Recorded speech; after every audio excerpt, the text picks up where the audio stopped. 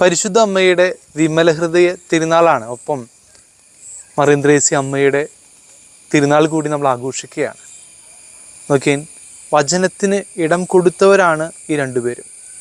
പരിശുദ്ധ അമ്മ വചനത്തിന് ഇടം കൊടുത്തപ്പോഴാണ് അവളുടെ ഹൃദയത്തിൽ ആ വചനം 100 മേനി ഫലം പുറപ്പെടുവിക്കാനായിട്ട് സാധിച്ചത്. മറിയം ത്രേസ്യ അമ്മയെക്കുറിച്ച് പറയുമ്പോൾ മറിയം ത്രേസ്യ അമ്മ ആ കാലഘട്ടത്തിലെ ഒരു വലിയ നവീകരണത്തിനുള്ള വലിയൊരു തുടക്കം കുറിച്ച ഒരു സ്ത്രീ തന്നെ എന്ന് പറയാൻ സാധിക്കും.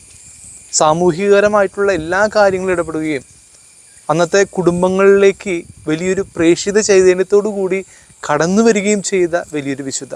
നമുക്കറിയാം, അന്നത്തെ കാലഘട്ടത്തിലൊക്കെ സമൂഹത്തിൽ മാറ്റി നിർത്തപ്പെടുന്ന, അവഗണിക്കപ്പെടുന്ന ഒരു കാലഘട്ടം, പ്രത്യേകിച്ച് സ്ത്രീകൾക്ക് അത്രത്തോളം വലിയ പ്രാധാന്യം ഇല്ലാത്തൊരു കാലഘട്ടത്തിലാണ് മറിയം ത്രേസ്യ അമ്മ രോഗികളെ, പാവപ്പെട്ടവരൊക്കെ ഒന്ന് പോയിട്ട് പ്രത്യേകമായിട്ട് അവർക്ക് പരിചരണം നൽകിയത്, അവർക്ക് ഈശോയുടെ സ്നേഹം പങ്കുവെച്ചു കൊടുത്തത്.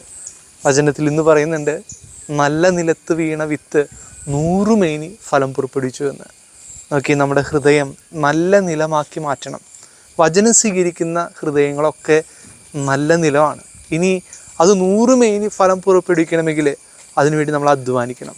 നമ്മുടെ ഹൃദയമാകുന്ന വയലിൽ നല്ല വിത്തുകൾ ശേഖരിക്കാൻ, വചനത്തിന് അനുരൂപമാകുന്ന ഒരു ഹൃദയമായിട്ട് ഒരുക്കിയെടുക്കാനായിട്ടൊന്ന് പരിശ്രമിക്കാം. നമ്മുടെ ഹൃദയത്തിലും നല്ല വചനങ്ങൾ കാത്തു സൂക്ഷിക്കാം.